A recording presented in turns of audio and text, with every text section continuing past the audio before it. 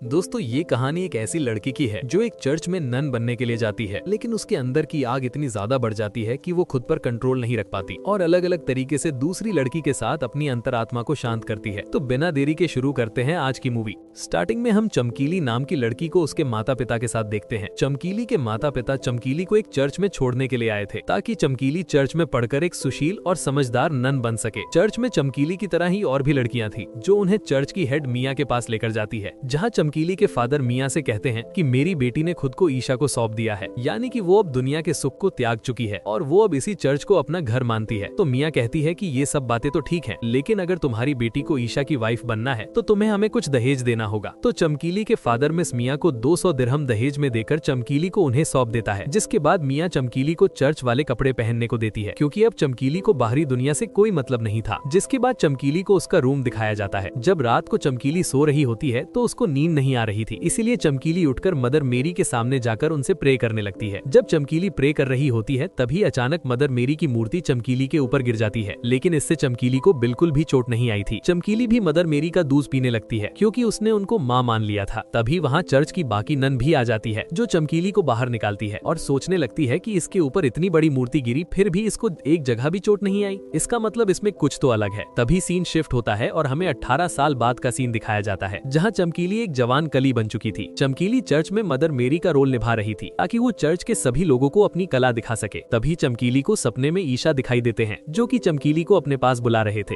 ये देखते ही चमकीली जग जाती है और जाकर ये बात अपनी माँ को बताने लगती है कि मुझे सपने में ईशा नजर आए थे जो मुझे अपने पास बुला रहे थे। तो चमकीली की माँ उसको समझाती है कि अब तुम ईशा की वाइफ बन चुकी हो, इसीलिए ईशा तुम्हारे सपने में आए होंगे। इसके बाद सभी लोग खाना खाकर बाहर शहर में घूमने के लिए जाते हैं, जहाँ वो देखते हैं कि एक बाप अपनी ही लड़की को बुरी तरह से मार रहा था। वो लड़की अपनी जान बचाने के लिए चमकीली के पैर पकड़कर अपनी जान बचाने की भीख मांगने लगती है और कहती है कि ये मेरा बाप मुझे बहुत बुरी तरह से मारता है, इसलिए मैं अब इसके साथ नहीं जाना चाहती, मुझे भी तुम्हारे साथ ले चलो और मुझे नन बना देना ताकि मैं इस आदमी से तो बच सकूंगी। ये सुनकर मदर मिया उस लड़की से कहती है कि हम तुम्हें चर्च तो लेकर जा सकते हैं, लेकिन हम किसी भी लड़की को बिना दहेज लिया बिना वहाँ नहीं ले जा सकते। ये सुनकर ये लड़की जिसका नाम पिंकी था वो उदास हो जाती है। तो चमकीली के पिता मदर मिया से कहते हैं कि इसकी जान बचाने के लिए मैं दहेज दूंगा और वो फिर से मिया को 200 दिरहम दे देते हैं। जिसके बाद वो पिंकी को लेकर चर्च आ जाते हैं, जहाँ चमकीली पिंकी को नहाने के लिए पानी और साबुन देती है ताकि वो नहाकर एकदम शुद्ध हो सके। जिसके बाद पिंकी नहाकर आती है तो वो चमकीली से पूछती है कि क्या तुमने कभी किसी लड़की को बिना कपड़ों के देखा है? तो चमकीली एकदम से शर्मा जाती है और पिंकी से कहती है कि चर्च में ये सब नहीं चलता, यहाँ ये सब करना बहुत बड़ा पाप है। अगले दिन सभी नन चर्च में जाकर प्रे करती है, जहाँ चमकीली भी थी। तभी वहाँ कई सारे सांप आकर चमकीली के ऊपर हमला करने लगते हैं, जिससे चमकीली काफी ज्यादा घबरा जाती है। तभी वहाँ ईशा आकर उन सांपों को मारकर चमकीली को बचा लेते हैं और चमकीली से कहते हैं कि तुम सिर्फ मेरी हो, तुम्हें मेरे सिवा कोई और छू भी नहीं सकता। ये बोलकर वो चमकीली को किस कर लेते हैं। तभी हमें पता चलता है कि ये भी चमकीली ने सपने में देखा था। इसके बाद मदर मिया चमकीली को अपने पास बुलाती है और चमकीली को एक बूढ़ी नन का ख्याल रखने की बोलती है क्योंकि वो बूढ़ी नन काफी ज्यादा बीमार थी। जब चमकीली उस बूढ़ी नन के पास जाती है और उसके कपड़े बदलवाती है तो चमकीली देखती है कि उस बूढ़ी नन का एक तरबूज खराब हो चुका है, जिसे देखकर चमकीली घबरा जाती है और वो बूढ़ी नन उसे बताती है कि जब से मैंने मेरे इस तरबूज का रस किसी को नहीं पिलाया जिसकी वजह से ये खराब हो चुका है। तो चमकीली जल्दी से अपने रूम में जाकर अपने तरबूज को भी चेक करती है, कहीं उसका तरबूज भी सड़ने तो नहीं लग गया, लेकिन उसके तरबूज एकदम सही थे। जिसके बाद चमकीली सो जाती है। तभी आधी रात को चमकीली जोर जोर से चिल्लाने लगती है, जिसकी वजह से सारी नन और हेड मिया उसकी चीखें सुनकर वहाँ आ जाती है और उसे कंट्रोल करने की ट्राई करने लगती है, लेकिन वो किसी के भी कंट्रोल में नहीं आती। ये देखकर हेड मिया जल्दी से एक डॉक्टर नन के बुलाकर लाती है जो चमकीली को जड़ी बूटियां देकर शांत करवा देती है। तभी चमकीली को एक और सपना आता है जहाँ कुछ सैनिक चमकीली को जबरदस्ती पकड़कर उसकी गुफा में धमाके करने लगते हैं। तभी वहाँ ईशा आकर चमकीली को बचा लेते हैं, लेकिन जब चमकीली ईशा की शक्ल देखती है तो वो कोई और होता है, जिससे ईशा भी चमकीली के साथ दुख चुक करने की ट्राई करते हैं, जिससे चमकीली नींद में उछलने लगती है। तो बाकी की नन उसे काढ़ा पिलाकर सुला देती है। अब ऐसे ही हर रोज चमकीली को सपने आने लगते हैं, जिसे देखकर हेड मिया पिंकी को चमकीली के साथ उसके रूम में सेट कर देती है, यानी कि रहने के लिए चमकीली के रूम में भेज देती है ताकि वो चमकीली का ख्याल रख सके। अब ऐसे ही रात को जब चमकीली सो रही थी तभी उसे सपना आता है जिसमें उसे ईशा दिखाई देते हैं। वो चमकीली से कहते हैं कि तुम सिर्फ मेरी हो, मेरे सिवा तुम्हें कोई छू भी नहीं सकता। तो चमकीली भी अपने कपड़े उतारने लग जाती है और ईशा के पास जाने लगती है, लेकिन वो बस एक सपना था। तभी पिंकी चमकीली को देख लेती है कि चमकीली के हाथों में से भी वैसे ही खून निकल रहा था जैसे ईशा के हाथों से निकल रहा था, जिससे अगले दिन चमकीली को चेक करने के लिए पादरी आते हैं, जो आते ही चमकीली को चेक करने लगते हैं। तो चेक करके वो हेड मिया को बताते हैं कि चमकीली के अंदर ईशा आ चुके हैं, लेकिन ये बात हेड मिया को हजम नहीं होती और वो पादरी से कहती है कि ऐसा कैसे हो सकता है, क्योंकि ईशा के तो सर से भी खून आता है और चमकीली के तो बस हाथों से खून आ रहा है। ये दोनों बातें कर ही रहे रहे थे तभी इन्हें चमकीली के चिल्लाने की आवाज आती है। जब ये लोग वहाँ जाकर देखते हैं तो चमकीली के सर से भी खून आ रहा था। ये देखकर सभी लोग काफी ज्यादा घबरा जाते हैं और चमकीली अब ईशा की आवाज में बातें करने लगती है, जिससे सबको यकीन हो चुका था कि चमकीली के अंदर सच में ईशा आ चुके हैं। इसलिए अगले दिन पादरी शहर के सभी लोगों को इकट्ठा करते हैं और पादरी सभी लोगों से कहते हैं कि हमारी चमकीली के अंदर ईशा आ चुके हैं, इसलिए वो अब मामूली नन नहीं रही, अब वो हमारी मदर मैरी बन चुकी है। इसलिए अब हेड मियाँ के सारे अधिकार उनसे छीनकर चमकीली को दिए जाएंगे और उनका रूम भी अब चमकीली का होगा। जिसके बाद मियाँ से सारे हक छीनकर चमकीली को दे दिए जाते हैं। जब पिंकी और चमकीली नए रूम में आती हैं, यानी कि मियाँ के रूम में, तो वो बहुत खुश होती हैं और चमकीली के पास आकर उससे कहती हैं कि तुम्हें पता है तुम कितनी खूबसूरत हो, तुम्हारे संतरे कितने मस्त हैं, एक बार तो मुझे इनका जूस पिला दो। तो चमकीली कहती है ऐसी बातें मत करो, ईशा हमें कभी भी माफ नहीं करेंगी। लेकिन पिंकी के नीचे वाला कमरा हमेशा खुला रहता था और वो चाहती थी कि उसके कमरे में कोई बिना किराए दिए रहे, यानी कि कोई न कोई उसकी गुफा में धमाके करे। इसके बाद रात को जब चमकीली और पिंकी एक साथ कुछ लिख रही होती हैं, तभी पिंकी चमकीली के हाथ को छू लेती है, जिससे चमकीली के अंदर के सारे तार हिल जाते हैं और वो इतनी ज्यादा भावुक हो जाती है कि खुद को रोक नहीं पाती। जिसके बाद पिंकी धीरे धीरे चमकीली का माहौल बनाने लगती है। लेकिन पहले तो चमकीली मना करती है, बट आग हद से ज्यादा बढ़ जाती है तो ये दोनों एक जिस्म दो जान बन जाती है,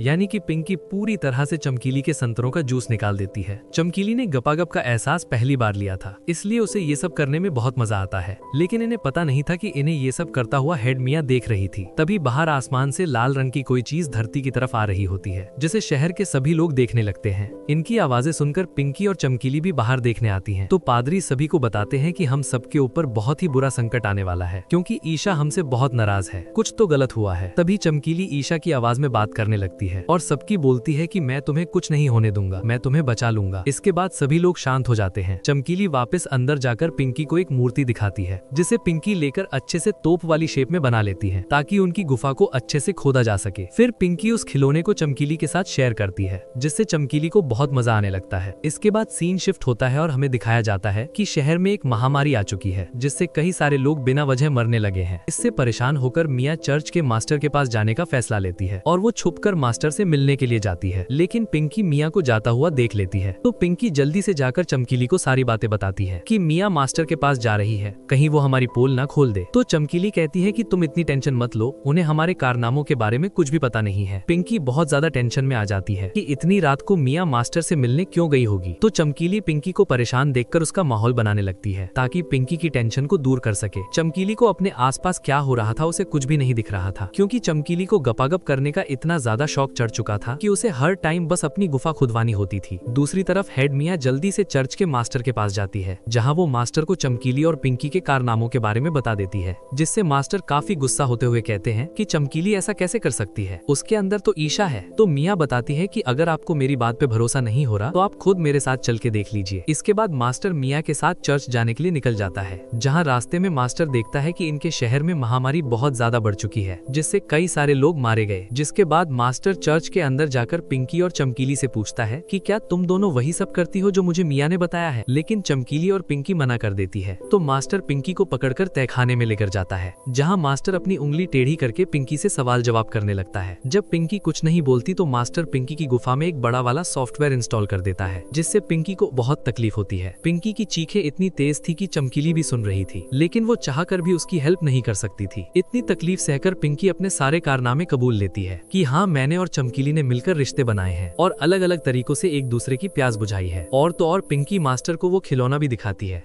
जिसकी हेल्प से वो एक दूसरे की प्यास बुझाती थी। ये सुनते ही चमकीली ईशा की आवाज में बात करती है और मास्टर से कहती है कि तुमने बहुत बड़ी गलती की है, तुम सबको मरना पड़ेगा। इसके बाद पिंकी को चर्च से बाहर निकाल दिया जाता है और चमकीली को सभी के सामने जिंदा जलाने का फैसला सुनाता है, क्योंकि चमकीली ने उनके धर्म के नियमों को तोड़ा था। यहाँ पर हमें ये भी पता चलता है कि मास्टर को भी वो महामारी हो चुकी थी जो पूरे शहर में फैली हुई थी, लेकिन मास्टर ये बात किसी को नहीं बताते। अगले दिन चमकीली को जलाने के लिए सबके सामने लाया जाता है। जब वो उसे जलाने लगते हैं तभी चमकीली के हाथों से खून आने लगता है और वो ईशा की तरह बोलने लगती है और कहती है कि अगर इन्होंने ईशा के रूम को जला दिया तो तुम्हें इस महामारी से कोई नहीं बचा पाएगा। ये सुनकर वहाँ के लोग गुस्सा हो जाते हैं और मास्टर को पकड़कर मारने लगते हैं। उधर पिंकी आकर जल्दी से चमकीली को बचा लेती है और शहर के लोग मास्टर को पीट पीट कर मार डालते हैं। इसके बाद अगले सीन में पिंकी और चमकीली को देखते हैं, जो चर्च से भागकर बहुत दूर जा चुकी होती है, जहाँ भी ये दोनों खुलकर मजे करती हैं। मजे करने के बाद चमकीली कहती है कि मुझे चर्च जाना होगा क्योंकि वही मेरा घर है, लेकिन पिंकी चमकीली का भंडा फोड़ देती लेती है और उससे कहती है कि तुम्हारे अंदर कोई भी ईशा नहीं है, तुम सबको पागल बनाने के लिए अपने पास एक कांच रखती हो जिससे तुम अपने हाथों से खून निकाल सको। ये सुनते ही चमकीली चुप हो जाती है और चर्च की तरफ जाने लगती है। इसी के साथ इस मूवी की हैप्पी एंडिंग हो जाती है। दोस्तों, हमने ये मूवी किसी भी धर्म को गलत बताने के लिए एक्सप्लेन नहीं करी है। हमारा मकसद बस हर मूवी को आप तक पहुंचाने का है, इसलिए इस मूवी को बस आप मनोरंजन के हिसाब से देखें। Thanks for watching.